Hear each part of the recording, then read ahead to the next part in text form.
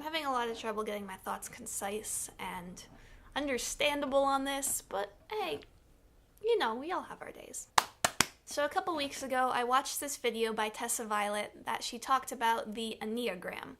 And basically, it's a system with a personality test, kind of like the Myers-Briggs test, if you've ever heard of that basically just allows you to put yourself into some sort of category that helps you understand your own motivations and your reactions to the world better, and also other people's if you look at the personality types different than your own. And I find this intriguing. I found this very interesting because I've always been very drawn to things that are just going to help me understand either myself or the world a little bit more. I think it's very healthy to look into a lot of different ways to break down the way you react to things, your motivations, your way you view the world, and then see the difference between the way you do things and the way other people do things. So I've always loved stuff like this.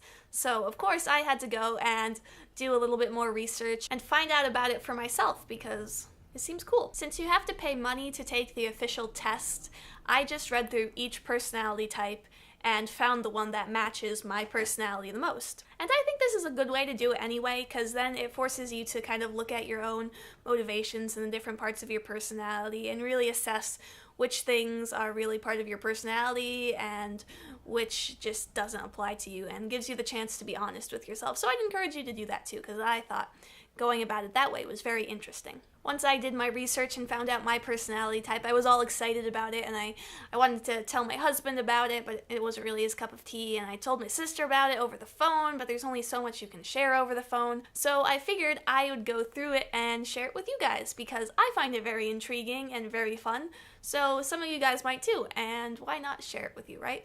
So in the Enneagram, they have 9 distinct personality types.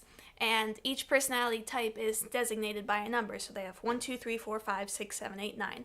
Those are the basic types. And each type is designated with a number because a number is an unbiased label, and you're not going to say, oh, well, the number 4 is better than the number 2 because it's bigger, or the number 3 is better than number 7 because it's closer to 1, and everyone wants to be number 1. No, it's not, you can't do that with numbers. So it just lets you know that it's a different type of personality, and no one personality is better than another personality. It's just different. I really appreciate that they kind of lay out the system in that way. So I'm just going to read out the short description of each type, and if you want, you can listen along and see which one sounds like it applies most to you. Keep in mind, you'll probably hear something in each one. Oh, that sounds kind of like me. But you want to be listening to the subset, to the type that seems like it most describes you. I'm a number 9 for reference.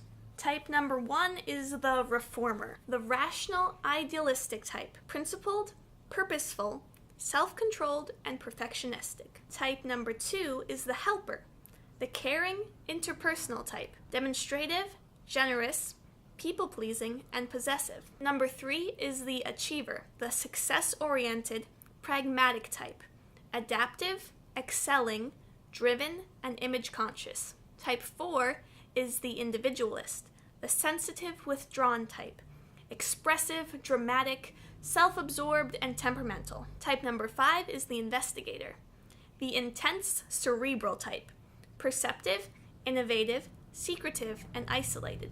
Type number 6 is the loyalist, the committed, security-oriented type, engaging, responsible, anxious, and suspicious. Type number 7 is the enthusiast, the busy, fun-loving type, spontaneous, versatile, distractible, and scattered. Type number 8 is the challenger, the powerful, dominating type, self-confident, decisive, willful, and confrontational. And type number 9 is the peacemaker, the easygoing, self-effacing type, receptive, reassuring, agreeable, and complacent.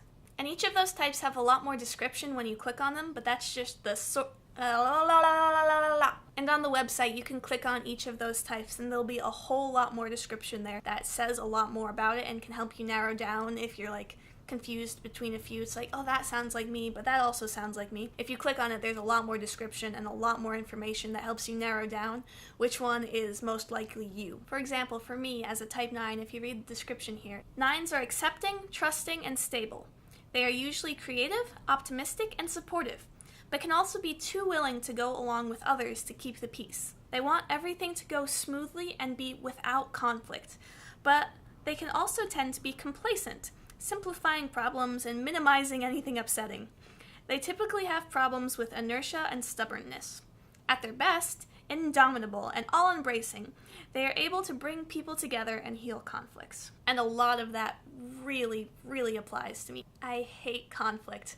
I hate being uneasy on the inside, and I hate sensing that from other people, that discord between people is just, and this actually makes a lot of sense to me the way they lay it out here. They named this personality type 9 the Peacemaker because no type is more devoted to the quest for internal and external peace for themselves and others. They are typically spiritual seekers who have a great yearning for connection with the cosmos as well as other people. They work to maintain their peace of mind just as they work to establish peace and harmony in their world. And that all resonates really deeply with me.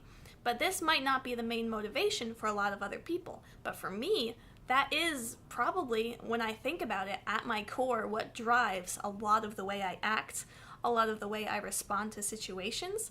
So being able to read through this and understand where that's coming from really helps me to be able to assess the way I look at the world and others a little bit more clearly, because when you know what's influencing you and what your main driving forces are, it helps you understand yourself and your biases a lot better, and I love being able to know that. This can really be cool and helpful in understanding your relationships with other people too.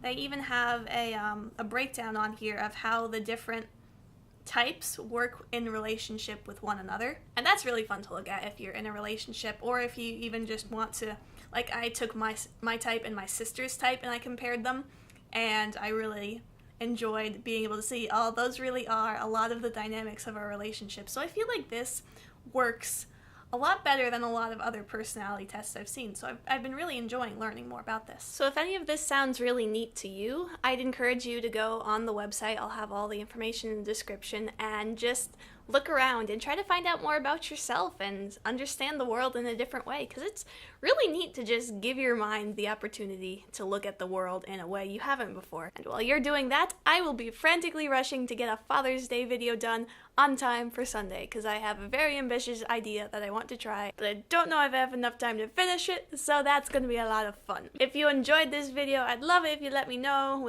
by hitting the like button. It's there for that reason, I think. Comment if you go and find out your personality type, and let me know what you are and how you see the world. I'd really love to see what other people are and how they kind of relate to things. And subscribe if you want to see other things I make, and if you want to see something else I made recently, there's a thing there, I'm sure. So thank you guys so much for watching, and I will see you next time.